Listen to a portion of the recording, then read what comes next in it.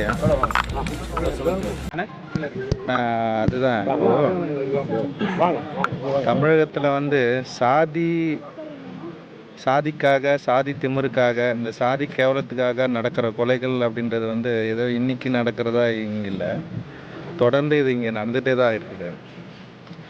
ஆனால் நம்ம தொடர்ந்து இந்த கொலைகளை வந்து மற்றொரு கொலைகளாக அப்படியே பார்த்துட்டு கடந்து போயிட்டே இருக்க போகிறோம்.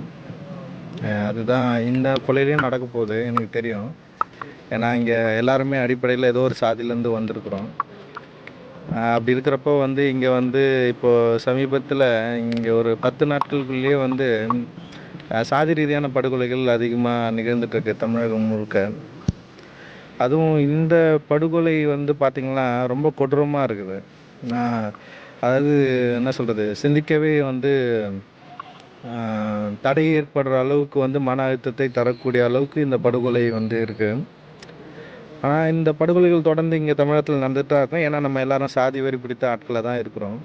இந்த சாதி வெறி பிடித்த ஆட்களாக இருக்கிற நம்ம வந்து உணர்றதே இல்லை. ஃபஸ்ட்டு உணராமல் நம்ம தொடர்ந்து வந்து முற்போக்கு தமிழ் சமூகம் நம்மன்னு சொல்லிட்டு தொடர்ந்து பேத்திக்கிட்டு சுற்றிட்டு இருக்க போகிறோம். நம்ம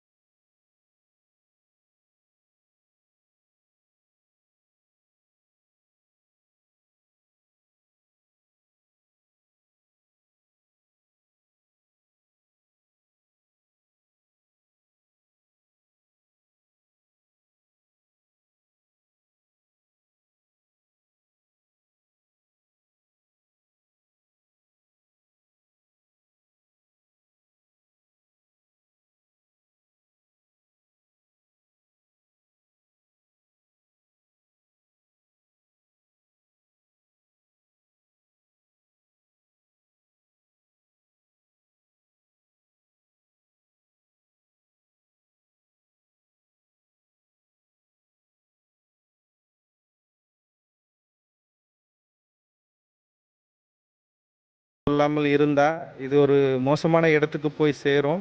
ஏன்னா இன்றைக்கி இளைஞர்கள் இதை பற்றி பேச ஆரம்பிச்சிட்டாங்க. பெரிய டிஸ்கஷன் இது வந்து உருவாக்கி விட்டுருக்கு.